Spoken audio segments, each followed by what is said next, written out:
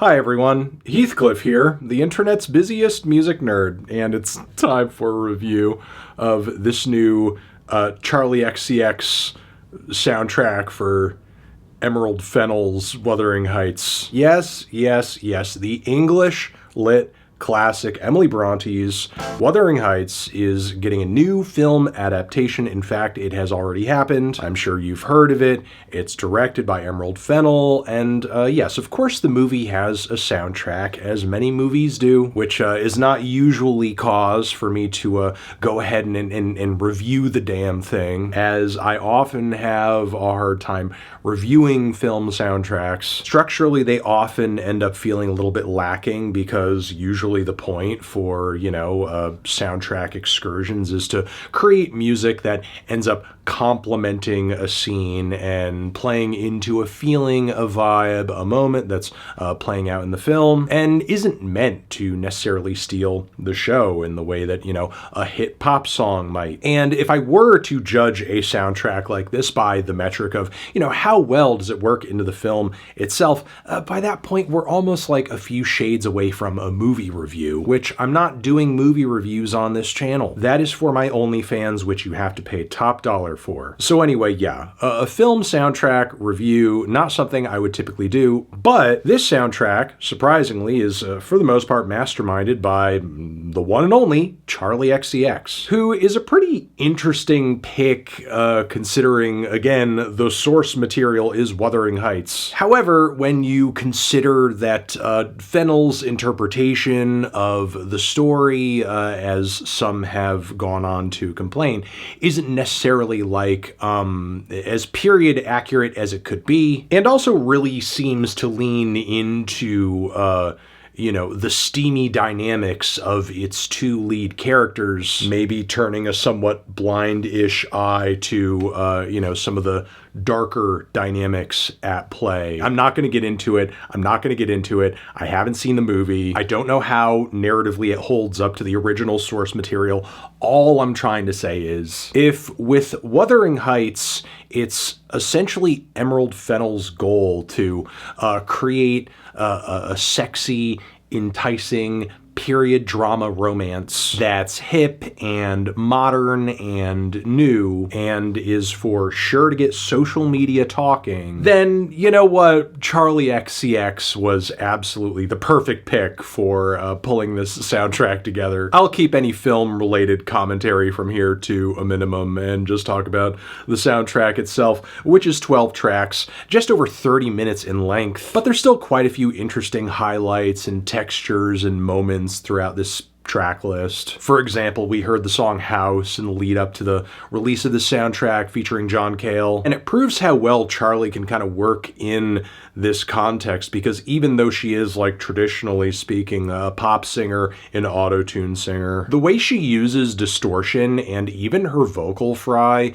in the way that her singing, just melts into the layers of really harsh, abrasive, garish strings, there's something truly unnerving and horrifying about all of it, especially with John Cale's vocals in the mix too. However, this track really does end up being like the darkest and most potentially horrifying moment on the entire soundtrack. Things do lighten up from here relatively with a series of songs, and I do mean songs, like when we are getting songs, because for sure there are some tracks on this thing, like Out of Myself as well as Open Up, that don't so much feel like proper songs as much as they are rough sketches of songs or like interlude-ish, interstitial type moments that are fine. They bring a vibe. They're passable for sure. It's not anything that I think a Charli fan would be drawn toward over any number of bangers off of any record she's dropped in the last 6 to 7 years. So put these types of tracks to the side here, of which, there are several in this track list.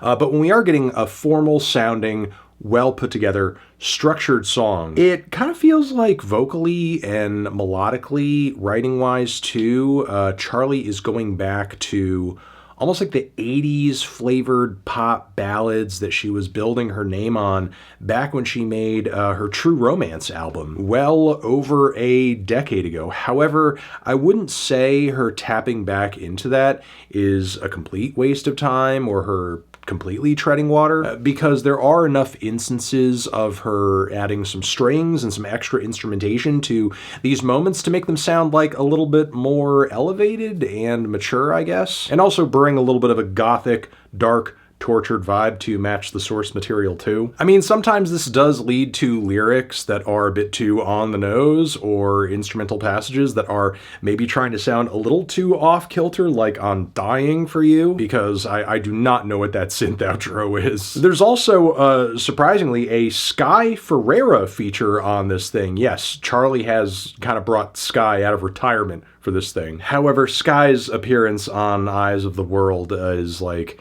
very stiff and doesn't really add that much to the track, frankly. I'm not really sure if there's too much I could do in terms of like framing or explaining the music beyond that. There clearly are some points where Charli is inspired by the source material she's working with for the movie as far as like some of the lyrics go, but it's not as if she's like writing out the narratives of these songs and playing them out in her words in a literal fashion. I mean, while that may have made it more entertaining and interesting as an album experience, doing that for the purpose of a soundtrack would have been like probably distracting. Look, the end result here certainly has strong romantic, dramatic vibes to it that occasionally, again, do get pretty dark and gnarly as a result of some of these very intense string arrangements. Is it something I personally see myself returning to outside of maybe a few songs in the track list? Not really. But, you know, part of me thinks this is all kind of by design for Charli at this point, because she is nothing if not self-aware and very thoughtful and very careful about how she releases music and how she has been kind of crafting her career over the years. And with Brat being the massive success that it was, for sure anything she does in the immediate aftermath, as far as like, you know, a new original studio album goes, is going to be just immediately and directly compared to Brat, not only in terms of its artistic quality, but is going to reach the same level of success. And there's almost an unfair expectation on her in that respect, because Brat's success was by no means guaranteed. It was completely unforeseen. Charli, as great as her music has been for years, is not one of these pop artists who's, you know, guaranteed to go #1 just because she dropped an album. So because of that, I think she needs to sort of play creatively with audience expectations, and releasing something like this, getting involved with a project like Wuthering Heights, and dropping a series of songs and interlude type moments that are a bit more low stakes because it's a soundtrack, makes total sense. And in effect, that will kind of like reset people's heads mentally for whatever it is Charli decides to do musically down the road for her next full-length project, which again, for this era in her career, I think makes total sense. You have this huge moment, this massive, viral, fantastic album, find ways to do side quests from here, and then come back around to your next complete project, your next ambitious solo statement when it makes sense. But yeah, with all that being said, I'm feeling like a strong 5 to a light 6 on this thing. I'm pretty neutral on it. Transition, have you given this album a listen? Did you love it? Did you hate it? What would you rate it? You're the best, you're the best. What should I review next? Hit the like if you like. Please subscribe and please don't cry. Hit the bell as well. Over here next to my head is another video that you can check out. Hit that up, or the link to subscribe to the channel. Anthony Fantano, Charli XCX, Wuthering Heights. Forever.